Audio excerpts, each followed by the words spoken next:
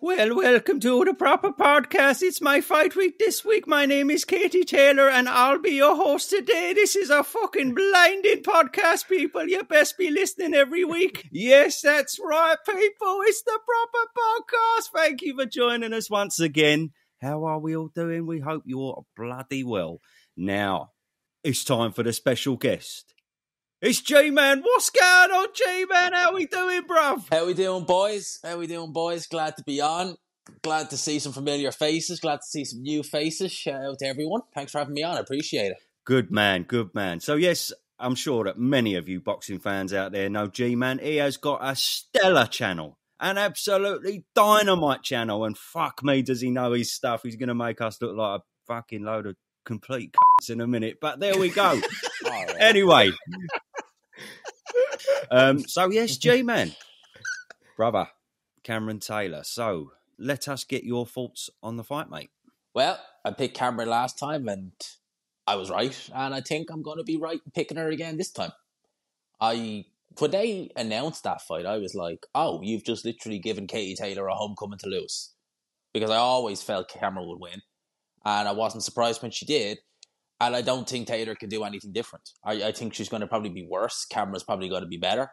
The card this time around is not as fun to look at as it was last time. There was some good fights on the last card, even on paper. Whereas this one is a lot more like meh.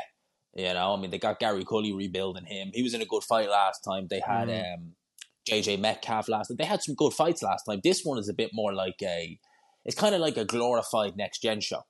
It's like a next-gen show undercard with Katie Taylor main event. That's basically what it is. It was quite a sad watch for Gary Cully, wasn't it? Yeah, I'm on DM terms with Gary Cully, and so I try and keep it objective. But there is fighters I like, and you know I chat to now and again. I was hoping for him to win. I thought he would, and to see him like that, I was like, damn, that's going to take some coming back from. I don't even know if he can come back from a loss like that.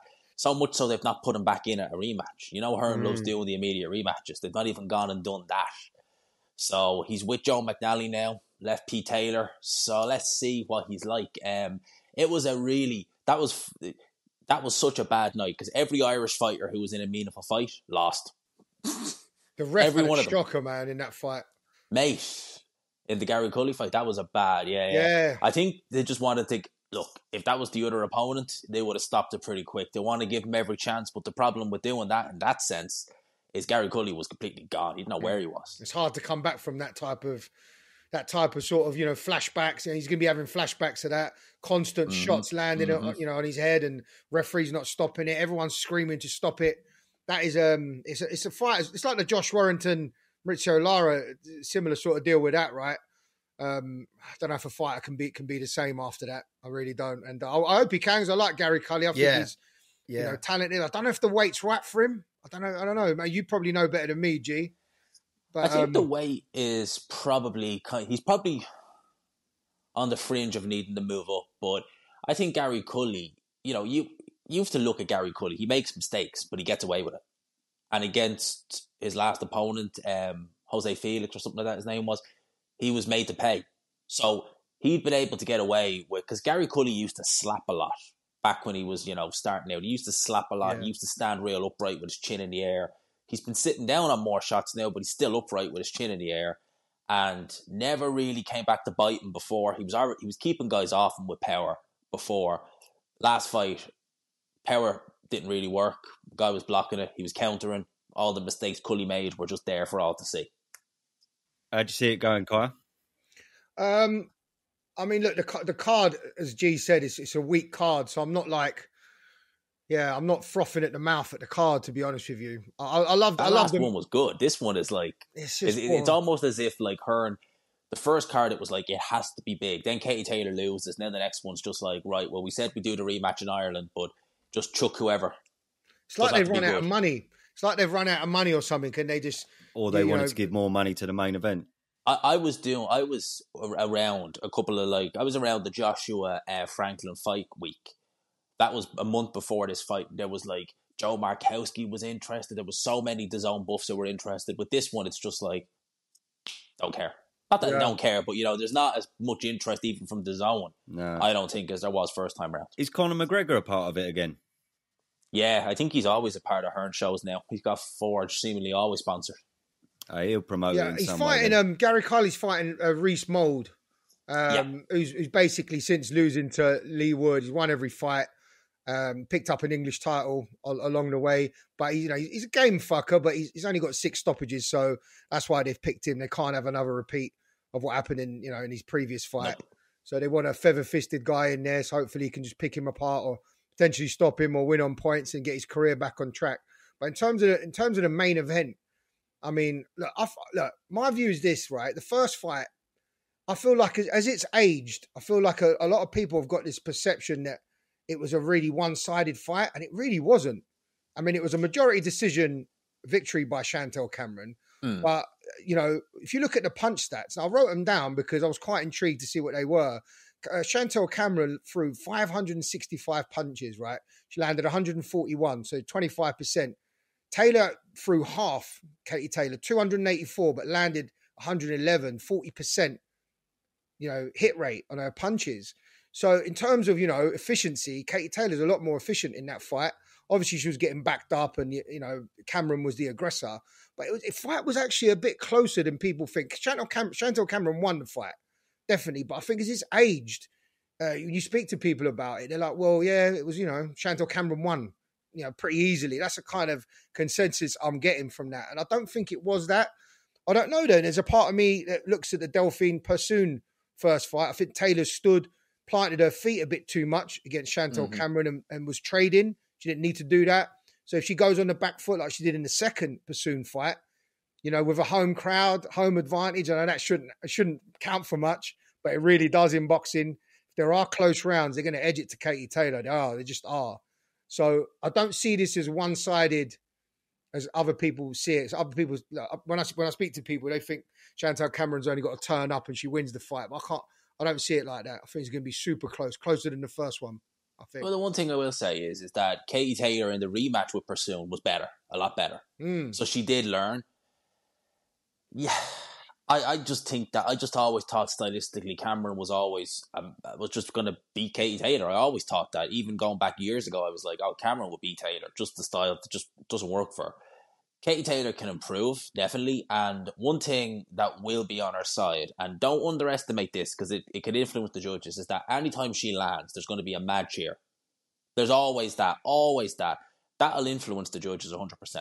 So it was a majority decision was way too generous, right? Cameron won the fight. Kato won rounds, but it was way too generous to give her, a draw. I would have said, 7 rounds to 3, something like that was fair. That was how the fight really was. Some would turn around and say, well, if Katie Taylor can even win an extra round, that could actually turn it into a draw or it could turn it into a split. That's me, mate. That's me. That is literally kind of how I'm looking at it as well. I had her losing by one round. I had her losing right round. But you know what? I ain't got the I'm a massive Katie Taylor fan, right? The plastic paddy in me is coming out now, right? But love Katie Taylor. Love everything she's done. What she's done for boxing. And she's amazing. Absolutely amazing fighter. So I know what you're saying about Chantelle Cameron, but in terms of skill set, like when you look at Katie Taylor, the way she gets in, the combinations that she throws and the angles that she gets, the timing and the accuracy, I don't see Chantelle Cameron better than her in that department. I don't. When I see Chantelle Cameron up against Katie Taylor, she's got the reach advantage, she's got the height, and she's got the reach advantage on her, right? 3 inches in, and you could see that in the fight.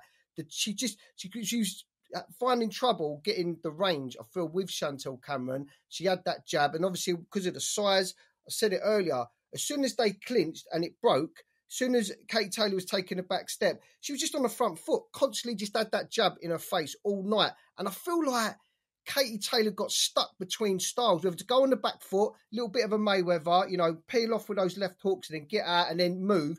Then I feel like she got stuck a little bit. Well, this is my homecoming here. I've got the crowd here. I've got to stand and fight. But I don't think standing and fighting was the right approach. I think you'd have been better off having your Mayweather approach. Beat it with your skills. Beat it with your foot movement. It's going to be hard just because you've got to stand and she's got to hold her feet and she's going to have to trade because she's fighting the bigger puncher, or the bigger puncher, the bigger size, who's, you know, equally got great timing, good speed. So she's equally good in the departments that Katie Taylor is. But I remember watching the last round, and I watched it this morning, and they just went head to head. And it was like Katie Taylor decided that I'm just going to be the first one to the punch. I'm going to throw a combination, then we're going to clinch. And as it breaks, I'm not going to take a step back, and I'm going to keep doing that. Now, she obviously can't do that for every round because of the size. It's going to wear her down more. But I feel like if she picks her moments to fight like that, and then she picks her moments to stay on the back foot, and just, I feel like there's moments she can win this fight. And this might be me just, you know, whatever, just because I like Katie Taylor so much.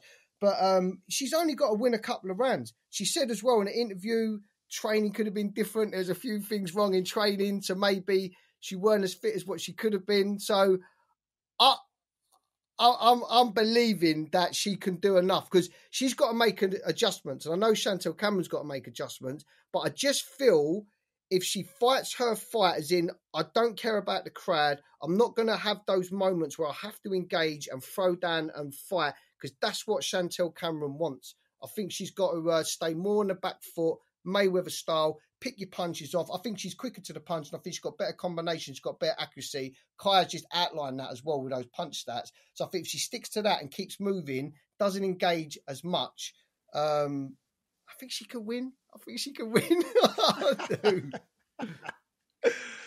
I wouldn't rule it out. I wouldn't be picking it, but if she does win, I mean, Eddie Hearn will be the happiest guy in the world on that night. Because deep down, he promotes both, but he's invested in Katie Taylor. He obviously deep down wants her to win. I think most of us do, actually. I echo what you said, Gman. I don't see it going any other way. I really don't. No. I found... I looked at Katie Taylor's record as well just earlier, and she's only had 2 knockouts since 2017. So, not a big puncher. But you don't find many big punchers in the women's game. True. Yeah, I mean, I judged that as that tells a story to me about her power, and when she's going up in weight as well to Cameron's weight, then her power's definitely not going to be there at all. And it wasn't last time. And yeah, I just don't see she could do anything different, really. Cameron was so much stronger, really. Bullied her. And I see it replaying the same way. I don't think she'll be scared of what's coming back at her, Cameron. And see her total replay myself. She'd be over. She's just going to outbox her. I'd be honestly, I'd love to see it, but I'd be shocked if Katie Taylor wins. But Katie Taylor's just got to take the role of, I'm not going to be here and have my ego take a hold of me and stand there and trade for the fans. Don't fight like that. Just the Mayweather style, just on the back foot, pick your shots, get in, get out, Raider style. That's it. For me, that's what she needs to do. Simple. Yeah, your back, as soon as your back hits the ropes, out, gone.